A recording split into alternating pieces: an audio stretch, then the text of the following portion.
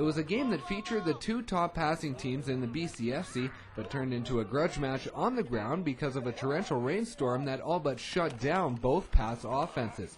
It was the first time the Okanagan Sun featured their running game, and it didn't disappoint.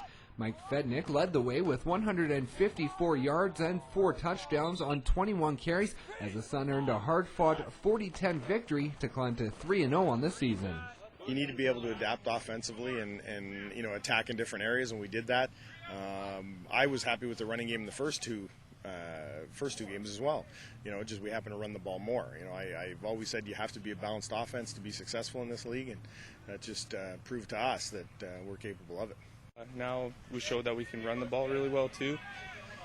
So it's given them a little something to think about. I think ultimately if you're a defense preparing for us, you have to be thinking about stopping the pass. Otherwise it'll be a quick death. If we run the ball a little bit, maybe that's not as painful to some teams. The Sun now sit atop the BCFC standings with a 3-0 record. The Vancouver Island Raiders sit with the same record, but because the Sun have 41 more points for and 24 less points against, they sit at number 1. The two teams will come up against each other this weekend at the Apple Bowl in a battle of top teams. After keeping the Rams scoreless in the second half of last weekend's game, the Sun are confident they're ready for whatever the Raiders' offense will bring. Every time you play a team, they're going to get some yards. They're possibly going to score some points. I mean, we work to prevent that, but things like that, and it's how you bounce back from that is what matters. So they're going to get some runs, they're going to get some plays, but it's how we bounce back from that. And I think we're confident in our ability to bounce back. I don't think we're going to shut them down completely. You can't ever go in there expecting to do that, but we're definitely going to try. I mean, they're a really good team. They got good backs. They got good receivers.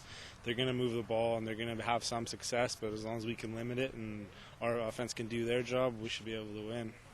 The coaching staff aren't saying what the game plan will be this weekend, but if the weather is right, don't be surprised if they do return to the air and more of a pass offense. As an offense coordinator, I'm a gut guy. I go with what I feel at the time, and